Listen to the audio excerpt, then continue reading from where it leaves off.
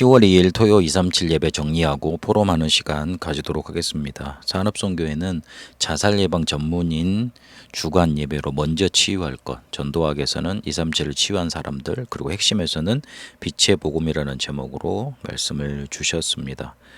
먼저 치유할 것이라는 제목으로 자살 예방 전문인들 주간 예배로 말씀을 주셨는데, 자살이라는 건 우리가 먼저 이해할 게 이게 영적인 병에서 시작되고 온 것이다. 그리고 이 사람들이 살려고 몸부림치는 시간이 대부분인데, 그것을 혼자서 치유하고 또 도와줄 수 있는 시스템 필요하다 강조하셨습니다.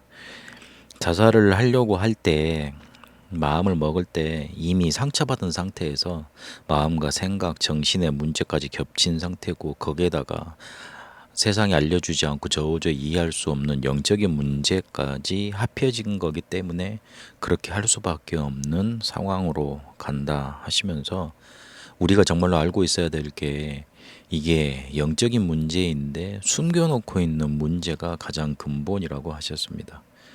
여기서 이걸 이기지 못하니 결국은 자살로 가는 것인데, 조금 그렇게 가는 사람들의 특징 중에 사회 적응이 어려운 부분이 있다. 미움이 마음속에 가득하거나, 아니면 작은 것에 많이 토라지거나, 아니면 이해하지 못하는 그런 육신 수준에 머물러 있거나 원망 가득하기 때문이다. 결국은 뭔가 이렇게 자기가 이 세상에서 삶을 영위할 수 없는 그런 부적응 상황에 놓이게 되기 때문이다 그러시면서, 그러면 실제로 가정도 문제 있을 수 있기 때문에 그 배경을 치유하는 환경 치유, 그리고 혼자서 이 사람들이 해결할 수 있는 시스템을 만들어야 하고, 그리고 어릴 때 예방 교육이 중요하다 그렇게 강조하셨습니다.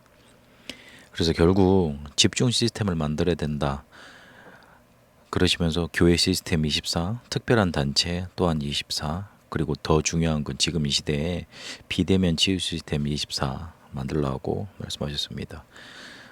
그러면서 제일 마지막에 이 부분을 좀 말씀하셨어요. 이 사람들이 혼자서 몸부림치는 시간이 절반 이상이다.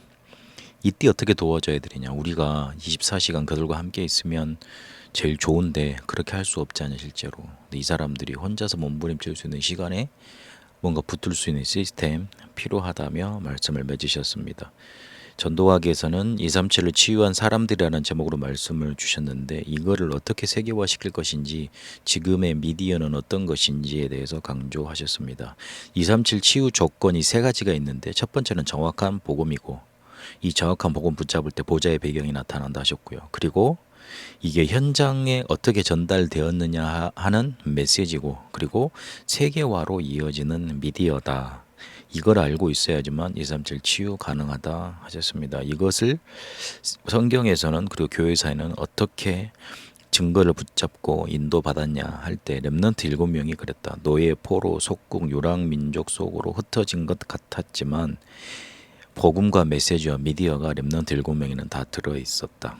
그들이 노예된 상황 자체가, 포로되고 속국된 상황 자체가 거기서 빠져나온 것이 미디어였고, 그러면서 전달된 게 메시지였고, 그 메시지 안에 복음 들어있었다는 말씀이죠.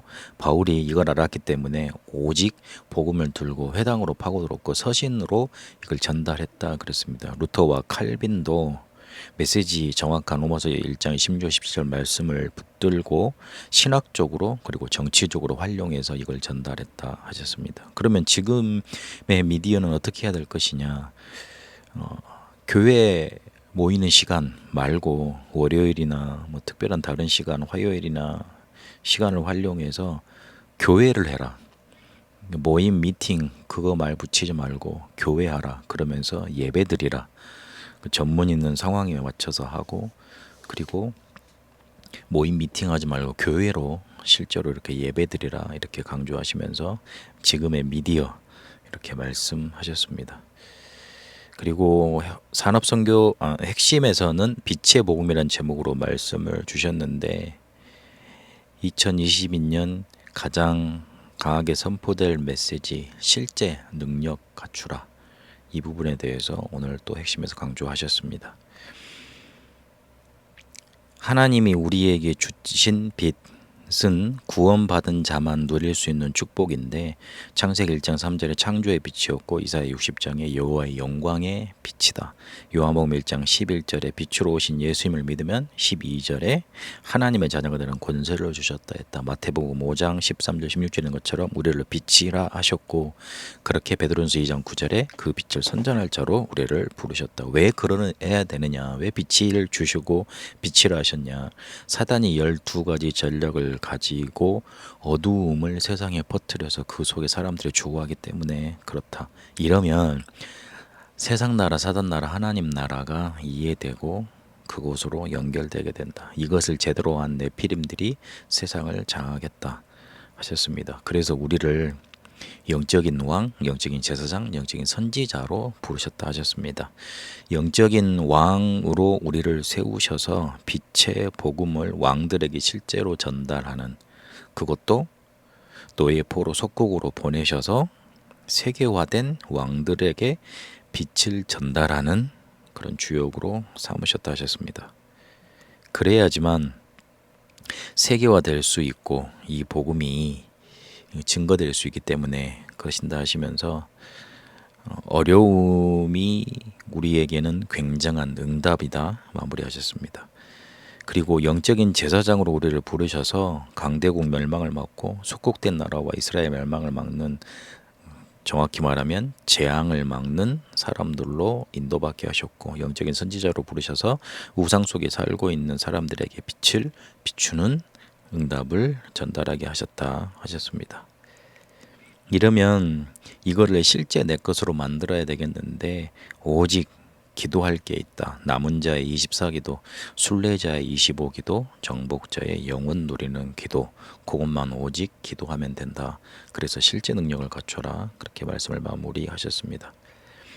이번 주간 토요 237 예배를 통해서 시스템, 혼자서 치유받고 잡을 수 있는 시스템, 그리고 이것을 세계화시킬 수 있고 전달할 수 있는 지금의 미디어, 그리고 실제의 능력, 이 세 가지 단어를 전달해 주셨습니다. 이거 붙잡고 한 주간도 응답받는 응답의 여정, 언약의 여정 가게 되시길 바랍니다. 살아계신 하나님, 혼자서 치유받을 수 있고 실제로 인도받을 수 있는 시스템 우리에게 갖춰지게 하시고 전달하게 하시고, 우리에게 주신 복음을 증거하고 전달하는 미디어를 갖추게 하시고, 또한 실제로 남은 자 24, 순례자 25, 정복자 영혼 기도 속에 오직 기도의 응답 실제 누리게 하여 주옵소서. 살아계신 우리 주 예수 그리스도 이름으로 기도합니다. 아멘.